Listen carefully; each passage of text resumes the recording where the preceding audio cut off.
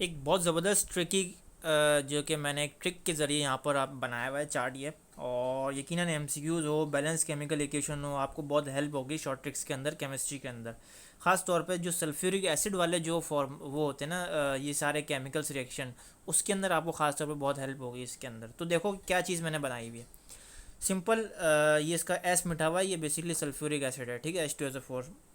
H2SO4 आपको पता होना चाहिए कि सबसे ज़्यादा हाईली जो कि ख़तरनाक एसिड जो होता है वो H2SO4 होता है, ठीक है। HCl इसके बाद आता है।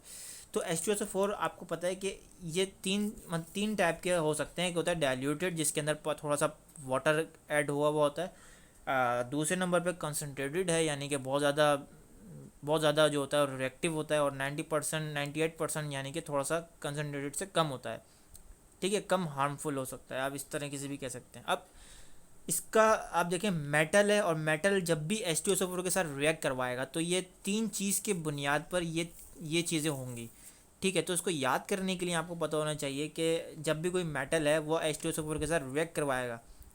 अल्थो अगर देखें डाइल्यूटेड है, अगर एसिड जो है आपका डाइल्यूटेड है, ये H2SO4 अगर आपका डाइल्यूटेड है तो फिर मेटल सल्फेट बनेगा, तीनों में मेटल सल्फेट बनेगा।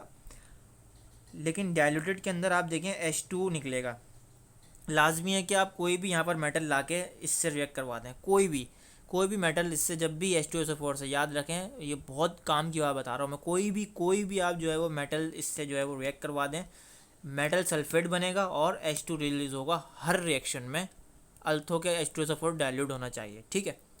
अगर H2SO4 कंसनट्रेटेड है तो फिर तो भी मेटल सल्फेट बनेगा, लेकिन इसकी जगह यहाँ H2 के बजाय H2O बनेगा और SO2 बनेगा, ठीक है। अगर 98% है H2SO4 तो भी मेटल सल्फेट बनेगा, और यहाँ SO2 की बजाय यहाँ पर H2S बनेगा, लेकिन वाटर सिमिलर रहेगा यहाँ पर, ठीक है, वाटर भी बनेगा और H2S भी बनेगा मेटल सल्फेट के साथ। तो ये जो ट्रिकी चीज़ है आपको यहाँ पर पता होनी चाहिए। और ख़ास तौर पे ये चीज़ आपको पता होनी चाहिए कि अगर डाइल्यूटेड है तो सिर्फ H2O बाहर निकलेगा, कंसनट्रेटेड है तो फिर SO2 बाहर निकलेगा, उसके साथ साथ वाटर बाहर निकलेगा।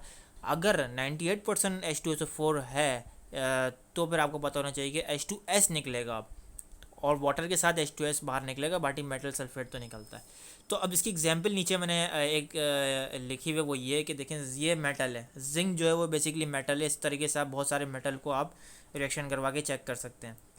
तो जिंक जब भी H2SO4 के साथ रिएक्ट करवाएगा, अल्थो यहाँ पर देखो, यहाँ पर क्या है, यहाँ पर डाइल्यूटेड रखा है मैंने, मतलब कि ये रखा है, तो आपको पता चल जाना चाहिए कि मेटल सल्फेट बनेगा और H2 बनेगा। तो H2 मैंने इसलिए पहले लिख दिया। अब सल्फेट तो आपको पता है मेटल सल्फेट किस तरह बनाते हैं, सिंपल Z10 को SO4 के साथ जोड़ देंगे तो सिंपल प्लस माइनस जो होगा वो Z10 4SO4 बन जाएगा, इसका मतलब ये सल्फेट बन गया। तो ये जो आपका रिएक्शन हुआ एक एग्जांपल के थ्रू मैंने समझाया। बाकी के आप ये दो खुद ब खुद ट्राई कर सकते हैं और बहुत ईजी हैं, और इसकी जो है वो काफ़ी वैल्यू है एम कैट के अंदर, ई कैट के अंदर। तो अब ग्रिग्नार्ड रीजन के बारे में बता रहा हूँ। तो ये भी बहुत इंपॉर्टेंट है केमिस्ट्री के अंदर भाई, इसको समझ लें। याद करने में बहुत प्रॉब्लम होती है, क्योंकि बुक के अंदर इस टाइप का लिखा हुआ है कि आप उसको पूरा पूरा याद नहीं कर सकते और आपको कोई समझा भी नहीं सकता।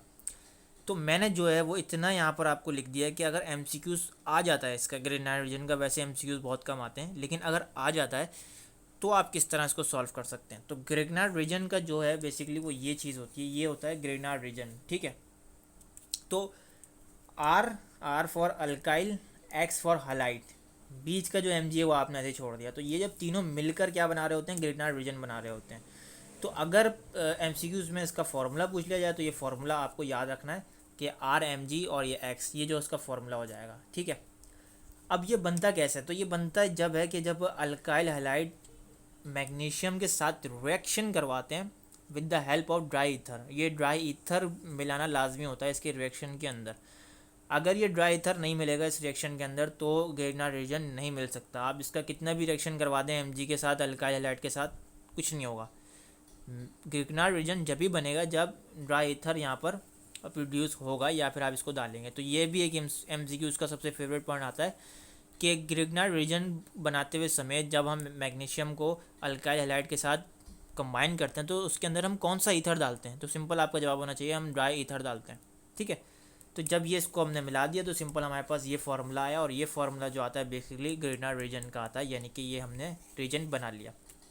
रिएक्टिविटी की मैं बात करूँ तो रिएक्टिविटी आप देख सकते हैं कि सिर्फ दो टाइप की रिएक्टिविटी ये शो करता है, यानी कि न्यूक्लियोफिलिक सब्स्टिट्यूशन और न्यूक्लियोफिलिक एडिशन। तो ये भी इंपॉर्टेंट है एमसीक्यूज़ के लिए। दोनों रिएक्शन जो है वो काफ़ी बार पूछे गए हैं कि रिएक्टिविटी कौन सी परफॉर्म कर सकता है ये वाला रीजन। तो कभी कभी ऐसा वो भी हुआ है कि न्यूक्लियोफिलिक सब्स्टिट्यूशन दे दिया जाता है 4 एमसीक्यूज़ के अंदर, तो सिंपल आपका जवाब होना चाहिए न्यूक्लियोफिलिक सब्स्टिट्यूशन। या फिर कभी कभी दोनों दे दिए जाते हैं और जो डी ऑप्शन में लिखा हुआ होता है बोथ ए एंड बी, तो सिंपल आप दोनों भी कर सकते हैं कि बोथ ए एंड बी, क्योंकि एडिशन और सब्स्टिट्यूशन तो आपको याद रखना है। सब्स्टिट्यूशन का मतलब तो पता ही होता है, कोई भी चीज़ जो है वो कट रही है, माइनस हो रही है, रिमूव हो रही है, रिलीज हो रही है, ठीक है। एडिशन का मतलब आपको पता है कि कोई भी चीज़ ऐड हो रही है, गेन हो रही है, ऑब्जर्व हो रही है, वगैरह वगैरह।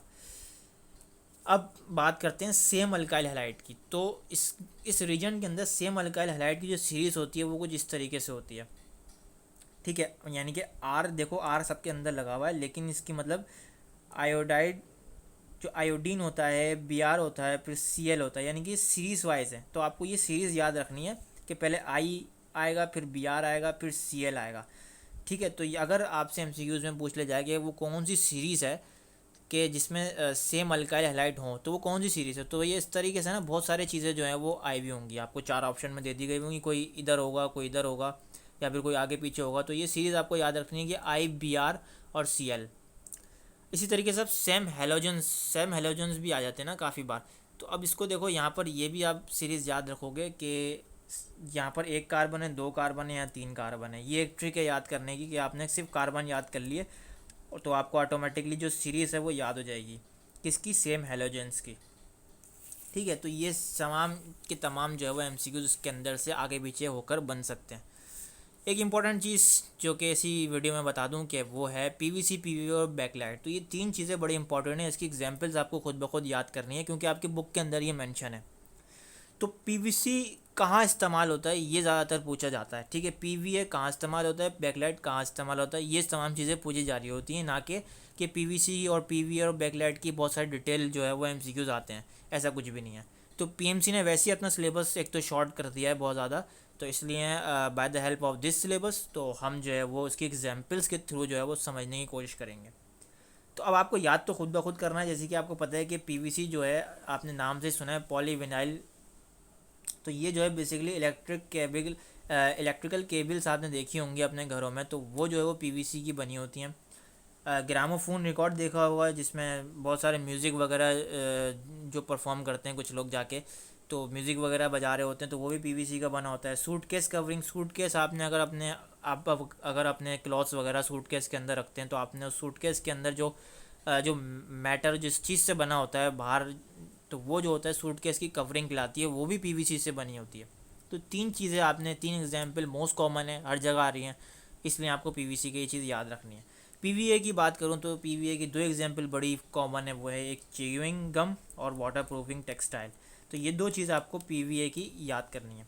बैकलाइट, बैकलाइट क्या है, बैकलाइट देखो एक पॉलीमर है किसका, फेनॉल का और फॉर्मल्डिहाइड का। तो फिनॉल और फॉर्मल्डिहाइड जब आपस में मिलते हैं तो जाके बैकलाइट बनता है। तो ये एक एमसीक्यूज़ हो गया। एमसीक्यूज़ ये भी बहुत दफ़ा पूछा गया है कि बताएं पॉलीमर, बताएं बैकलाइट के पॉलीमर कौन कौन से होते हैं, तो फिनॉल और फॉर्मल्डिहाइड आपने लगा दिया ऑप्शन। और कभी कभी ऐसा भी आता है कि फिनॉल जब फॉर्मल्डिहाइड से बनेगा तो उसके बाद क्या चीज़ बन रही होती है। तो 3 ऑप्शन आपके पास होंगे, पीवीसी, पीवीए, बैकलाइट या फिर नॉन ऑफ द अबव। तो आपने सिंपल बैकलाइट का ऑप्शन पे टिक करना है। ये मेरे 25 से लेकर, यानी कि मेरे पास 30 साल के जो पास पेपर हैं वो जहन में, उसके मुताबिक मैं आपको सारे एमसीक्यूज़ के तौर पे आपको बता रहा हूँ कि किस टाइप के एमसीक्यूज़ आते हैं। अब बात करते हैं किसी एग्जांपल्स की। आप तो खुद भी याद करनी है कि भाई बैकलाइट जो है उससे जो है बटन्स बनते हैं, स्विच बनता है, इलेक्ट्रिकल बोर्ड्स देखे होंगे आपने अपने घर में, कैमरास बनते हैं, रेडियो बनता है और टेलीफोन बनता है। तो ये तमाम चीज़ें जो हैं वो बैकलाइट से बन रही होती हैं। तो ये छोटी मोटी एग्जांपल्स आपको खुद ब खुद याद कर लो, आपका एम कैड और तमाम आपके इंटर वगैरह की चीज़ें सही हो जाएंगी।